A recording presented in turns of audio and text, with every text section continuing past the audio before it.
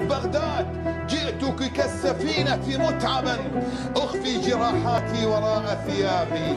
أنا ذلك البحار أنفق عمره في البحث عن حب وعن أحبابي. بغداد قرت على حرير عباءة وعلى ضفائر زينب وربابي. وهبطت كالعصفور يقصد عشه والفجر عرس مآذن وقبابي. حتى رأيتك قطعة من جوهر ترتاح بين النخل والأعناب. لله درك قد هزمت سعادتي وغلبتني حتى هجرت حياتي. وذهبت في درب الفراق مودعا وتركتني لبقيتي ورفاتي. وبقيت دونك آملا متأملا وأقول إنك ذات يوم آتي.